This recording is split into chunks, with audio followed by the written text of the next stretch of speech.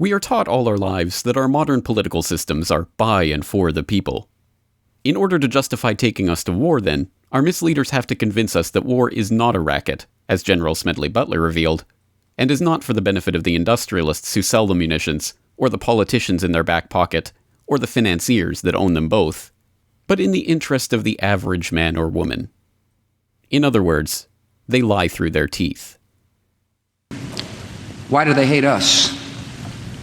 They hate our freedoms, our freedom of religion, our freedom of speech, our freedom to vote and assemble and disagree with each other. Such was the case with Afghanistan, which we were told was all about the hunt for Osama.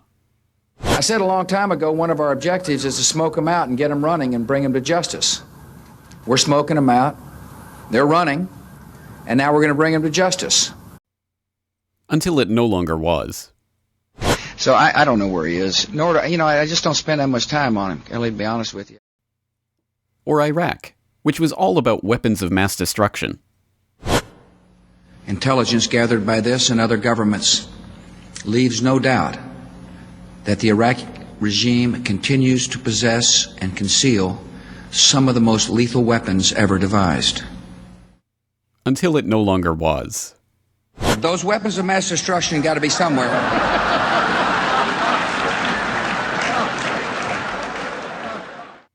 By the time the original lie is exposed, it no longer matters why the war was started, only that it continues as long as it needs to.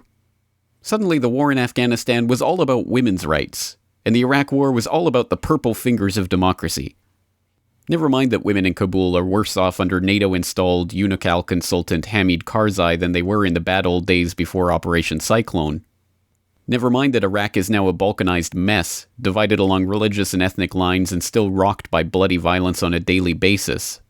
The media spotlight has shifted to the next 24/7 distraction, and the public can go back to not being able to place these countries on a map, let alone care about their inhabitants. This is exactly the case with the NATO-led invasion of Libya in 2011, which once again we were told was about a heartfelt concern for the well-being of the Libyan people. The Libyan opposition and the Arab League appealed to the world to save lives in Libya.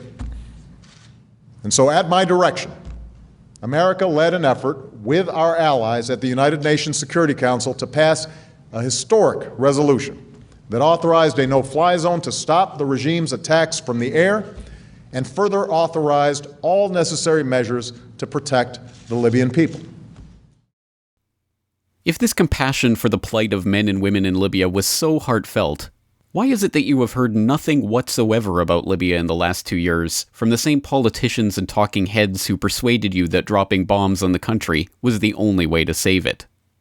Is it because the situation was resolved with the death of Gaddafi, and the virtuous Western-backed freedom fighters have established a happy, prosperous, functioning society of peace and happiness? Of course not. Libya is on the way to becoming a terrorist outpost for possible future attacks on Europe. The prospect has been raised by Libya's former prime minister who came to power following the overthrow of the Gaddafi regime. He recently fled the country, where rival militias run rampant and are in de facto control of the state. On a quiet Mediterranean night, you might think all is well in Tripoli, until suddenly it's not. We filmed from our hotel balcony as two rival militia clashed. It turned into the worst fighting since the overthrow of Colonel Gaddafi. Libya's weak government has no control. The men with guns are a law unto themselves. The brigades who spearheaded the Libyan revolution now threaten to destroy it. Once again, the public was lied to just enough to convince them that war was necessary to maintain peace. And now that the real mission has been accomplished, and Libya's gold has been stolen, and its central bank has been established, and its AFRICOM-resisting leader has been killed, and it has been established as an operations base for NATO's Al-Qaeda mercenaries, they couldn't care less about the lives of the Libyan people. Earlier this week, Faraj Mufta, a spokesman for the largest Arab tribe in Libya, the Warfala tribe, joined me on the Corbett Report to discuss what life is like in Libya now that the NATO powers and their foreign jihadist assets have taken over the country.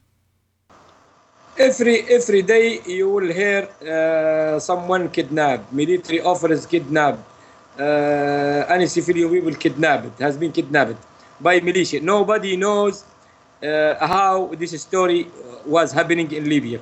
From few hours now, from 3-4 hours, just in Benghazi, our friend civilian, he is a teacher for university, has been killed by terrorist groups in Benghazi, and they announced that they will kill anyone against them, from police office, from military, from anyone who is not member of Al Qaeda or terrorist groups will be killed. You know, this is the truth, and this is the way in Libya now, and this is the new stories now. Muslims Brotherhood members, terrorist groups in Egypt, since the revolution 30 June in Egypt by General Sisi and his group against these groups, they ran away to Libya and they start to make trouble against Egypt and against Libya, from inside Libya, from Derna and Benghazi. And Musrata now, this is the main center for training terrorist groups. Derna as well, the main center for Al-Qaeda groups from all the world. There are those who have been trying to spread the word about this grim reality to anyone who will hear it, but unsurprisingly they have been ignored, shunned, and even threatened by the same US government that once mouthed its concern for Libya. A prime example of this phenomenon are James and Joanne Moriarty, two Americans working in Libya since 2007, who became first-hand eyewitnesses to the bloody war waged against the Libyan people in 2011, and the aftermath of cover-up perpetrated at the highest levels of political office. Joanne and I were asked in May if we would go into Tripoli to head an NGO fact-finding commission. We agreed to do that. We went to Tripoli. We were there for 100 days. After the first few weeks there, we were trapped and could not get out of Tripoli. In the end, we were captured by Al-Qaeda. We'd been put on their kill list because we had had the audacity to tell the Libyan people that they had the right to determine their own government. We were taken to the Al-Qaeda torture center, which was the Mahari Hotel. We were there a long time. So we had maybe 200 gigabytes of videos and photographs of what happened during that time with NATO. We had many, many personal interviews of people with their personal stories. This is why the government began to attack us, because they didn't want that put out, I am sure. They didn't tell us that exactly, but we tried to tell them.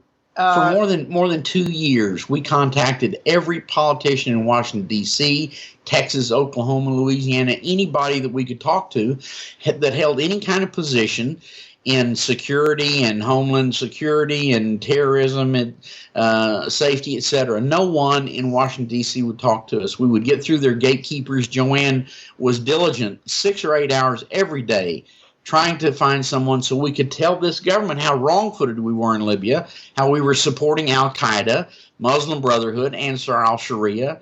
We knew about Benghazi happening 6 or 8 weeks before it happened. Couldn't tell anybody. We didn't know specifically that Chris Stevens was going to be killed, but we knew that there would be attacks on all the U.S. properties in Libya. We told on people, 9/11. but they wouldn't listen. Nobody listened. No one listened. The treatment of the Moriartys, including their blacklisting in business circles in the United States and the numerous death threats they've received from government officials, is reprehensible.